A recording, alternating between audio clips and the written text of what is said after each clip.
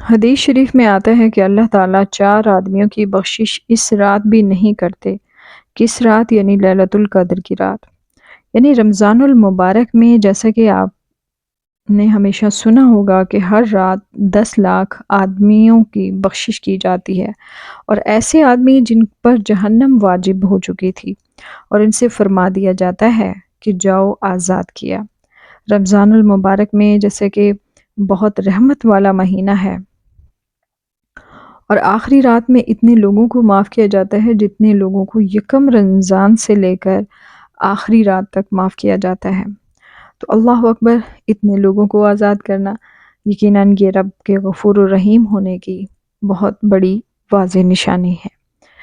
رمضان المبارک میں رحمت الہی کا گویا سیلاب ہوتا ہے جو بندوں کے گناہوں کو بہا کر لے جاتا ہے، لیکن 4 آدمیوں کی بخشش رمضان المبارک کی عام راتوں میں بھی نہیں کی جاتی، تو شب قدر میں تو بالکل بھی نہیں۔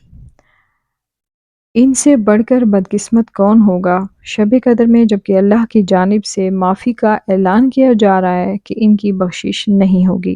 وہ 4 لوگ کون ہیں؟ ایک تو شراب کا عادی، اور دوسرا جس نے شراب سے توبہ نہ کی ہو اور اس گناہ سے توبہ کرنے اور اس کی توفیق ہی اس کو نہ ہوئی ہو۔ شب قدر یعنی بخشش والی رات جو کہ افضل رات ہے، اس رات کے بارے میں حضرت ابن عباس رضی اللہ تعالیٰ عنہ ایک حدیث روایت کرتے ہیں کہ فرشتے حضرت جبرائیل علیہ السلام کے کہنے سے شب قدر میں متفرق ہو جاتے ہیں۔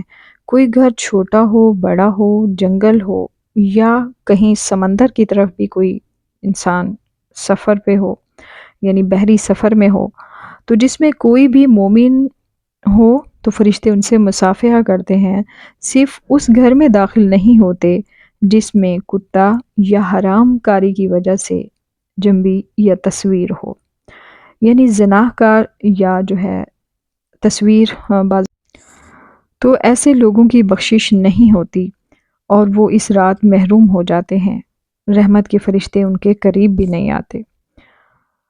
یعنی غلطی تو کوئی ایک کرتا ہے لیکن اس کے خمیازہ جو ہے وہ پوری فیملی کو بھگتنا پڑتا ہے۔ ایسی چیز جو کہ جس میں روح ہے، جیسے کہ کوئی جانور، چرند پرند، اس طرح کی کوئی شکل یا کسی انسان کی تصویر گھر میں لٹکانے سے یا بنوانے سے گریز کریں۔ اللہ تبارک و تعالی ہمیں عمل کی توفیق دے، آمین یا رب العالمین۔